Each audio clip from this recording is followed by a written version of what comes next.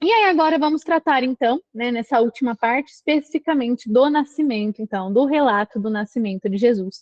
Então, todo esse caminho que nós fizemos aqui, né, este presépio, onde nós já colocamos Nossa Senhora e São José, é o lugar que nós precisamos preparar o nosso coração durante esse advento, né? É o espírito que nós precisamos viver esse advento, né? É preparar um lugar para o Senhor chegar, né? É abrir um espaço em nosso coração, em nossa vida, em nossa família, em nossa casa, para que esse grande rei venha reinar, né? Abrir, construir, preparar esse trono para que esse rei possa se sentar. E agora acontece o grande momento, né? Quando se completaram os dias, né? Chegou o momento então do nascimento de nosso Senhor.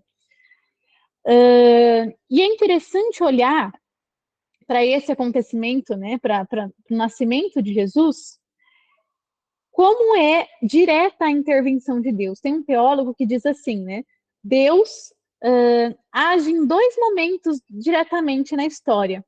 O primeiro é no seu nascimento, né? O segundo é na sua ressurreição.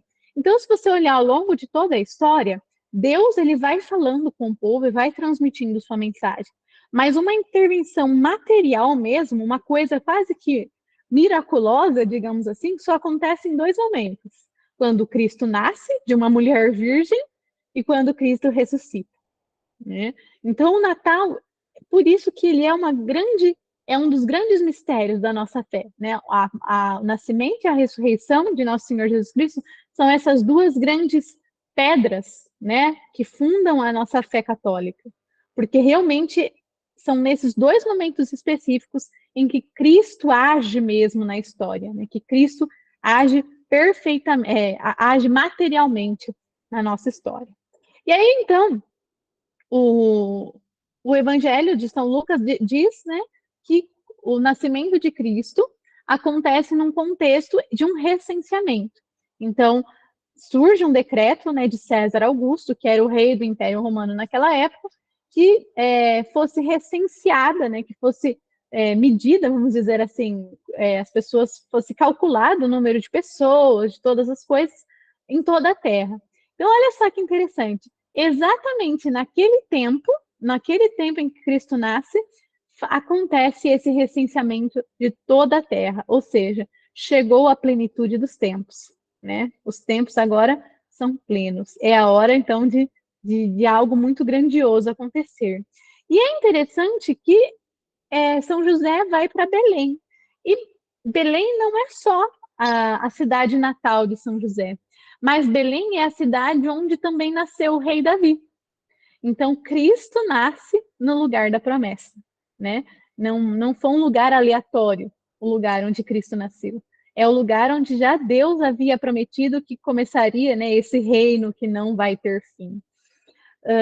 E a figura de César Augusto também é bem interessante, porque às vezes a gente pensa assim, era simplesmente o imperador que tinha naquele tempo, né? Foi um mero acaso da história também.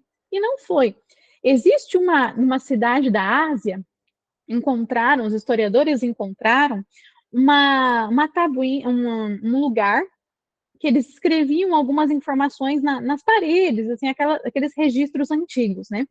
Tem uma inscrição que eles chamam de inscrição de Priene.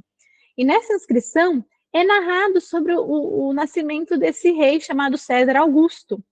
E, interessantemente, havia uma profecia de que César Augusto seria o salvador daquele povo, né?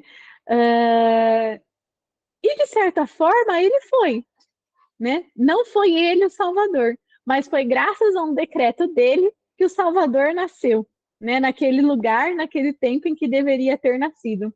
Então, a figura de César Augusto e de Nosso Senhor Jesus Cristo estão de certa forma, ligadas, né? Porque sem saber, César Augusto, ao decretar o recenseamento de toda a terra, ele fez com que se cumprisse as profecias do Antigo Testamento de onde deveria nascer, né, o rei.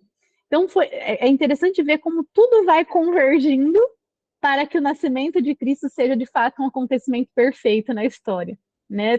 Toda a história da humanidade concorre para que o Senhor seja realmente o redentor de toda a história.